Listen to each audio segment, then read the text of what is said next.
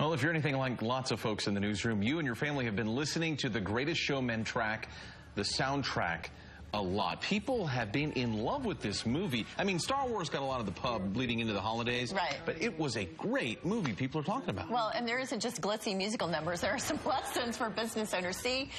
Right. Michelle McAuliffe is here back to share with us 3 of her favorite business takeaways. And I think this is my favorite topic because you clearly watched this show, this movie very closely. Sure, and there's actually like 45 if I write them all down, but I had to pick my top 3. But it's just such a fun conversation to kind of go back into the business side of it a little bit. All right, where do we begin? What's our top Okay, takeaway? so I didn't count dreams because I think that's universal because there's a huge lesson in there about going after your dreams. But my number 1 for business owners is to remember to pivot and innovate. When he first got started, he had the museum. It didn't work. They added the shows. When the building burned down, they got creative. So for every business owner, sometimes we dig in our heels with what we start with, but we have to be willing to change and grow with the market and to really figure out what people want and grow and adapt. Every big business, Apple, Dell, organizations all over are innovating to keep up with the times and the interests of the people. So in the words of Frozen, in your original business model, let it go. Yeah, sometimes you have to let it go. Yeah. Exactly. Now I'm on the train of where we're going here. What's next? Okay, so my second one is one of my very, very favorites. And as you think about how the movie unfolds, one of my favorite lines is at the end where it says, "We don't need a building." And so for business owners, it's the constant reminder to think outside the box. Like, you can go in and try to do things like everyone else does it, or you can say, what will work for us, or how can we be different? And asking those questions are really valuable because then you truly can think outside the building and think outside the tent for your business to grow and develop in ways that are unique and different instead of trying to be like everybody else. Especially in 2018 where things are so driven digitally now, and that's really, I mean, so much of the focus.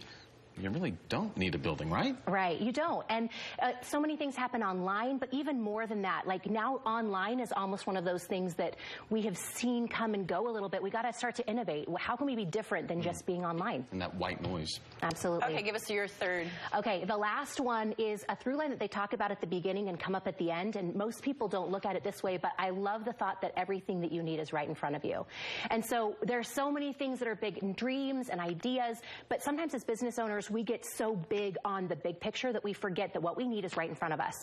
Or we get distracted from all of the lights and the glitter and all the other things to say, hey, this is what we need. And buildings will burn and challenges will come, but it's important for us to remember that we don't have to go outside. We don't have to build this big business. He learns in the course of the movie that family matters most, and he comes back to that. But for each of us, we have to decide what matters most. What are we willing to sacrifice? And we don't have to build a big, giant, enormous business. We have to build the business that's right for us.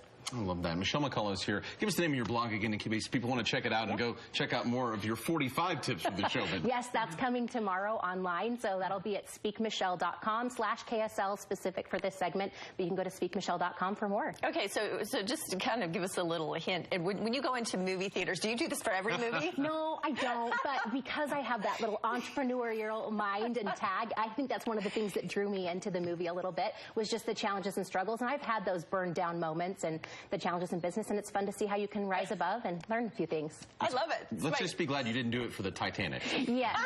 Yep. So true. So true. Though I could teach you something about that too. Love that. If it don't make dollars, it don't make sense. Yes. There was space for him, by the way. I'm just saying. Could have just scooted over on that thing. It would have been just fine. Grant, good night.